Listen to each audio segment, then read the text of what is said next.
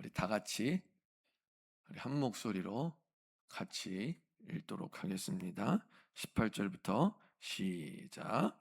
그러므로 예수께서 이르시되 하나님의 무엇과 같을까? 내가 무엇으로 비교할까? 마치 사람이 자기 채소밭에 갖다 심은 겨자씨 한 알 같으니 자라 나무가 되어 공중의 새들이 그 가지에 깃들였느니라. 또 이르시되 내가 하나님 나라에 무엇으로 비교할까?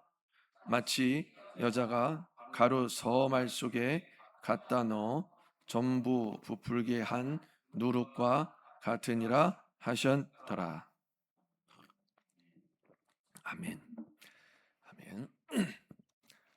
좀 덥지 않으신가요? 더우신 괜찮으세요? 아, 틀린 건가요? 아니요, 아니요. 좀 더운 것 같아서 저만 더운지. 자, 오늘 말씀의 제목은 두 가지 비유예요. 두 가지 비유입니다. 오늘날 많은 사람들이 좋아하는 것은 확연하게 나타나죠. 특별히 대부분의 사람들이 큰 걸 좋아하죠. 그렇죠? 큰 거를 좋아합니다. 그래서 큰 건물, 또 숫자도 큰 거, 그리고 성공도 작은 거 말고 큰 성공, 그리고 능력도 자잘한 거 말고 큰 능력, 이런 걸 좋아하죠. 그래서 사람들이 우리 서로 간에 사람을 만나면 자주 묻죠. 얼마나 커? 얼마나 큰가? 또 얼마나 많아? 얼마나 많아? 얼마나 많은가? 또 얼마나 영향력이 있어?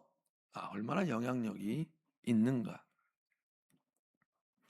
이렇게 우리는 큰 것에 집중하다 보니까 아주 이 작은 것에 대해서는 쉽게 무시하게 되죠. 또 쉽게 그 작은 것들은 그냥 잊어버리게 됩니다. 그래서 작은 교회는 약해 보이고요. 또 작은 순종은 왠지 의미 없어 보이는 거죠. 나 한 사람의 변화로는 아무런 일도 일어나지 않아. 아무런 일도 일어나지 않을 거야. 이렇게 생각을 하게 되는 거예요. 그래서 어떤 이들은 신앙생활을 하면서도 아주 쉽게 그냥 포기해 버립니다. 뭐 내가 이렇게 한다고 뭐가 바뀌겠어? 내 기도가 무슨 뭐 특별한 그게 있겠어? 오늘 내가 예배 드린다고 뭐가 달라질까? 매번 똑같았는데. 내가 한번 말한다고 그 친구가 교회 나오겠어?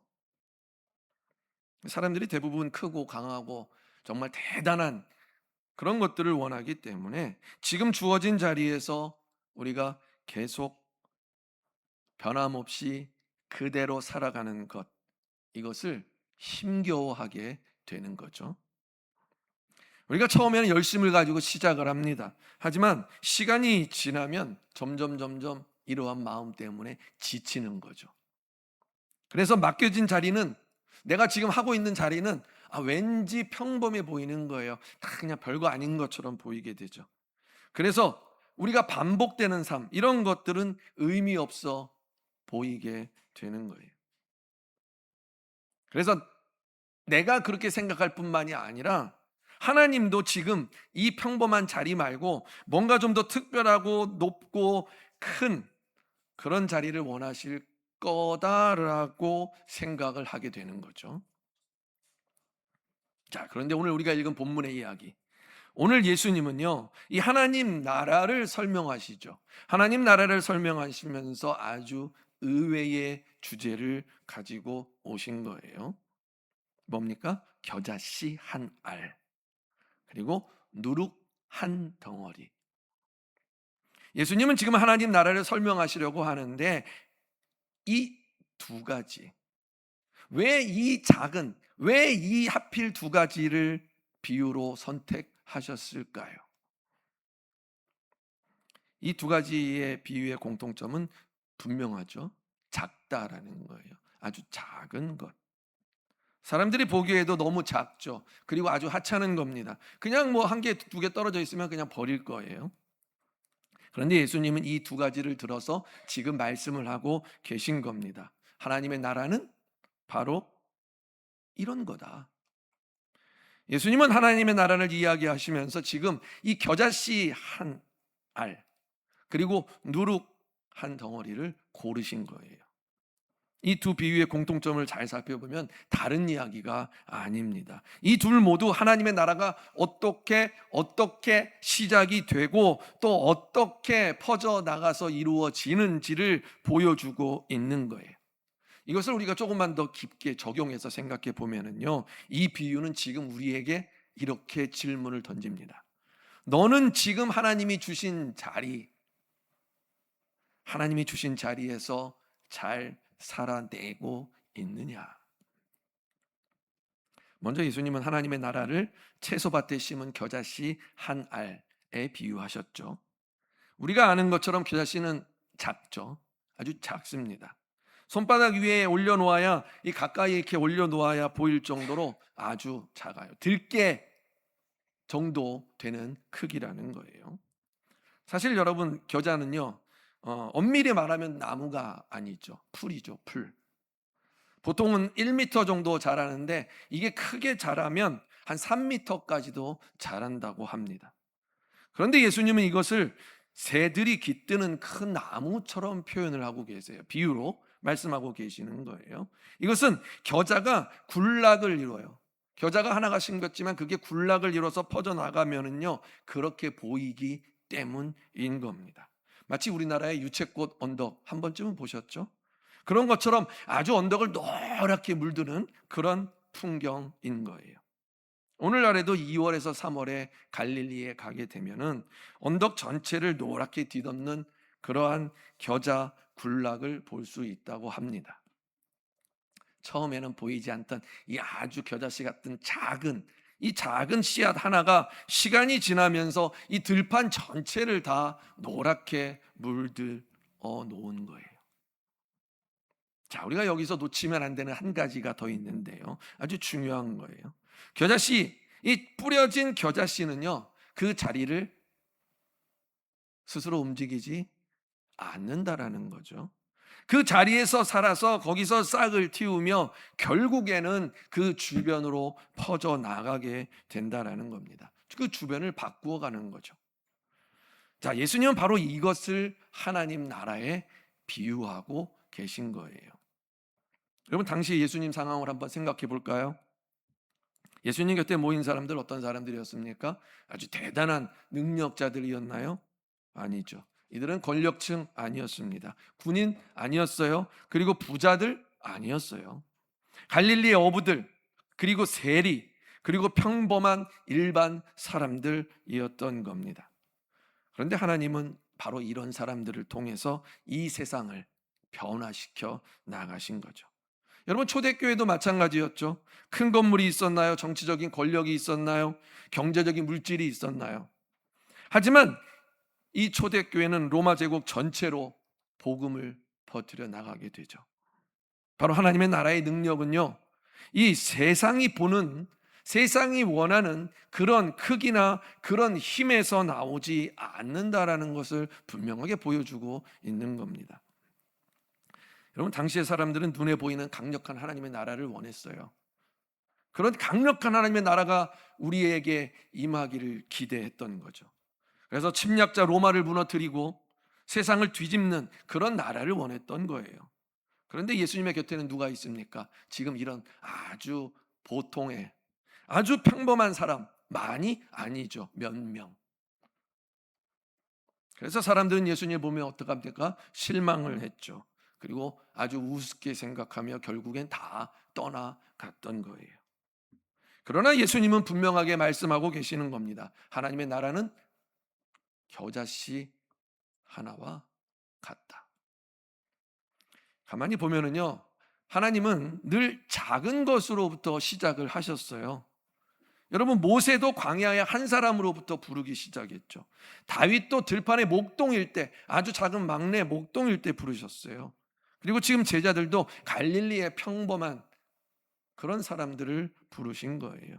그렇기 때문에 우리도 스스로 나는 별 볼 일 없다, 나는 정말 하찮은 보통 사람, 보다 못하다라고 스스로 낙담할 필요가 전혀 없다라는 겁니다. 오히려 우리는요, 하나님은 우리 같은 작은 별 볼 일 없는 이런 나 같은 사람을 사용하신다라는 기대함과 또 기쁨을 가져야 할 것입니다. 두 번째 예수님은 하나님의 나라를 누룩에 비유하고 계시죠. 성경의 누룩은 일반적으로 죄를 얘기할 때 또 위선 이런 것을 상징할 때 많이 쓰였었어요. 그런데 여기서 예수님은 누룩을 뭐에 비유합니까? 지금 하나님 나라에 비유하고 계시는 거예요. 조금, 그런데 사실 여기에는 우리가 조금 더 깊은 의미를 생각해 볼 수 있어요. 의도적인 반전으로 볼 수 있는 거죠.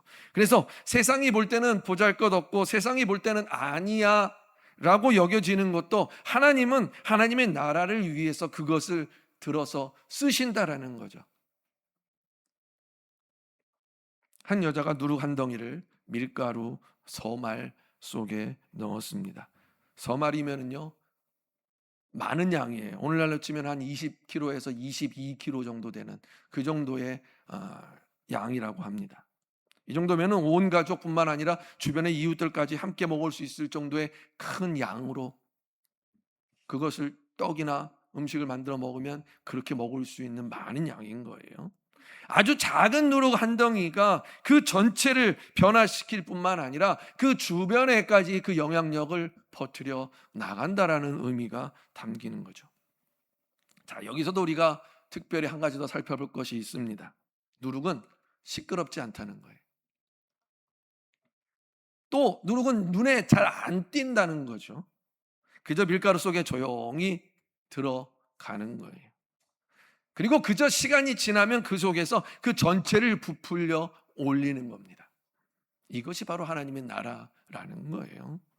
하나님의 나라는요, 요란하게 드러나고 나타나는 게 아니라는 거죠. 삶 속에서 아주 서서히 스며들어 나타나는 겁니다. 가정 속으로 들어가고요, 또 직장 속으로 들어가고요, 학교 속으로 들어가서 또 이웃 속으로 들어가서 그 속에서 거기를 조금씩 변화시켜 나아가는 겁니다. 겨자씨도 마찬가지였죠. 겨자씨는 억지로 자기가 막 잘하려고 몸부림치며 그렇게 하지 않죠. 그저 심겨진 자리 그대로 있는 겁니다. 그저 주시는 햇빛을 받을 뿐이에요. 그저 주시면 주는 물을 받아 먹을 뿐인 거죠. 그 자리에서 가만히 심겨서 살아가는 거예요. 그러면 누가 하십니까? 잘하게 하는 이는 하나님이 하신다라는 거예요. 여러분, 결국에 이 두 비유는요, 같은 이야기를 하고 있는 겁니다. 하나님의 나라는 크기가 아니라 신실함, 그것으로 움직인다라는 거죠. 그리고 그 신실함은 특별한 자리, 특별한 사람이 아니라 지금 내가 있는 이 자리, 심겨진 그 자리에서 시작된다라는 것을 보여주고 있는 거죠. 사실 우리는 뭔가 자꾸 내가 하려고 그래요. 내가 뭔가를 해서 내가 결과를 내려고 자꾸 막 그냥 노력하고 막 발버둥을 칩니다. 억지로 무언가를 만들어내려고 노력하는 거죠. 무언가를 만들어야만 하는 것 같은 거예요. 왜? 그런 걸 사람들이 좋아하고 그걸 세상이 원하니까. 하지만 하나님의 나라는요, 우리의 노력으로, 우리의 열심으로 이루어지는 것이 아니다라는 거죠. 하나님의 나라가 인간의 열심과 인간의 노력으로 이루어지는 나라가 아니다, 이 말을 하고 있는 거예요. 노력이 필요 없다는 말이 아닙니다. 씨앗 안에는 뭐가 있습니까? 생명이 있죠. 마찬가지로 하나님 나라 안에도 하나님이 주신 그 생명이 있습니다. 그래서 때가 되면, 하나님의 때가 되면은요, 보이지 않아, 안 보이는 것 같아, 없는 것 같아, 다 죽은 것 같아, 정말 느린 것 같아. 그래도 그게 퍼져나가는 능력이 있는 거예요. 중요한 건 뭐냐면 우리가 대단한 사람이 돼서 큰 능력을 발휘해야 하는 것이 아니라 내가 그 하나님 나라 안에 그저 머물러 살아가야 한다라는 것, 그것이 중요한 핵심인 겁니다. 고린도서 3장 6절에 보면 바울이 이렇게 이야기를 하죠. 우리 같이 한번 읽어볼까요? 시작.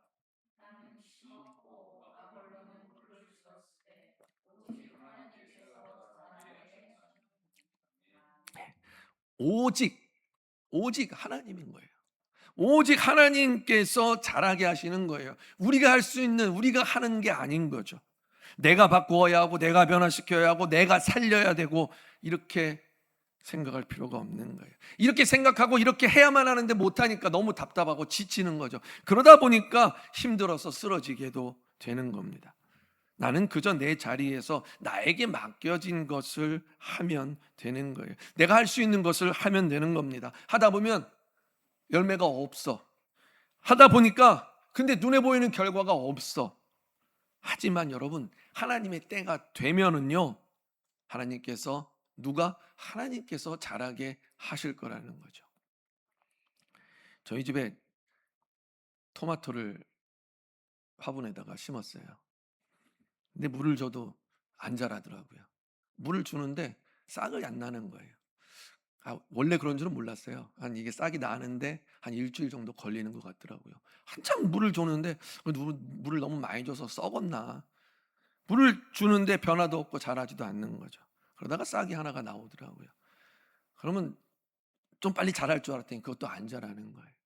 그래서 물을 주고 한참을 기다렸어요. 그래서 어떤 때는 그냥 포기하고 아침에 물 한 번 주고 지내다가 저녁에 오면 그대로예요.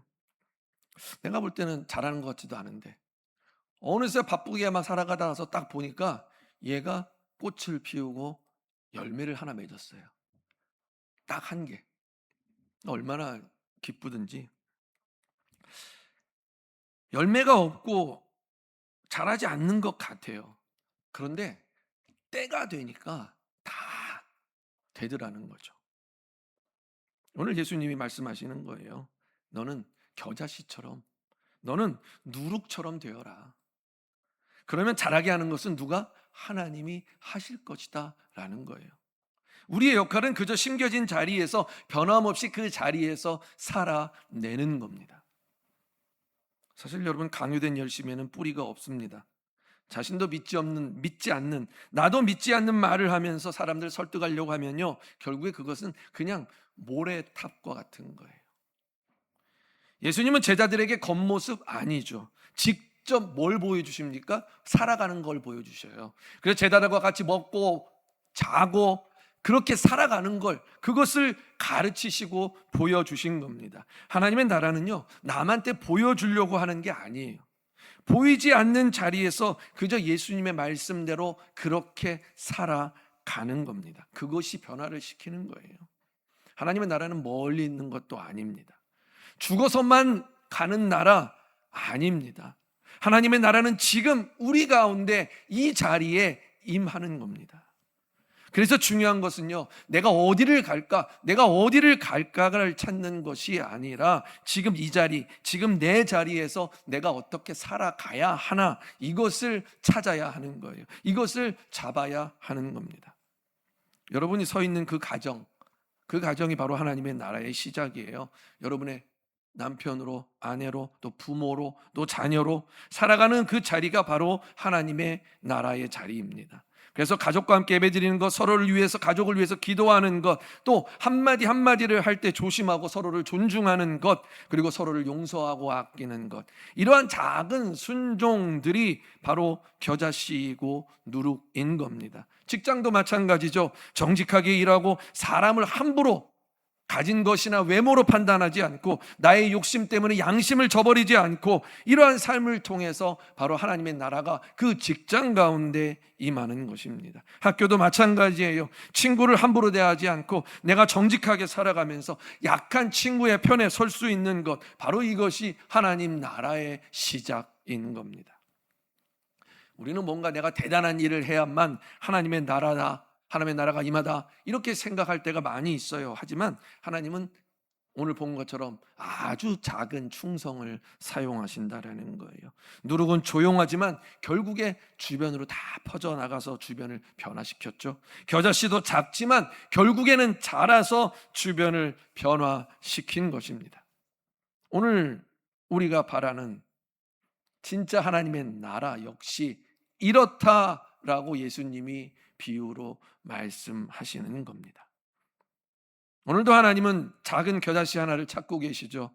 세상은 크고 화려한 것들을 찾을지 모르지만 하나님은 자기 자리에서 묵묵히 살아가는 한 사람, 겨자씨 하나를 찾고 계신 겁니다. 지금 여러분이 있는 그 자리, 하나님께서 주신, 하나님께서 나에게 맡기신 자리임을 믿으시길 바랍니다. 그 자리를 여러분 가볍게 여기지를 마시기를 바랍니다. 가정에서, 교회에서, 직장에서, 학교에서, 내가 속한 그곳에서 하나님의 나라를 살아내시기를 바랍니다.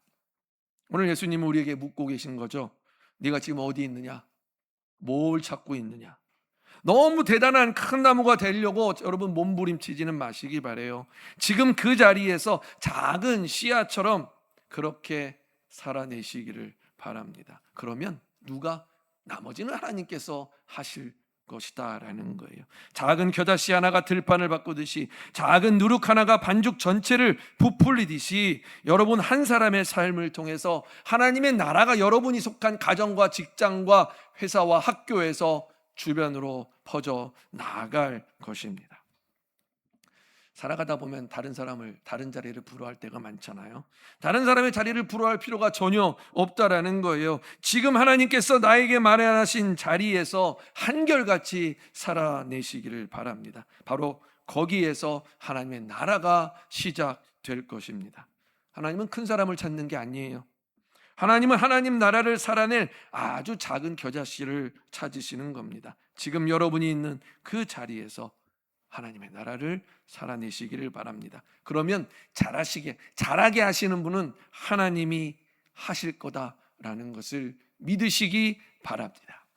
기도하겠습니다. 하나님,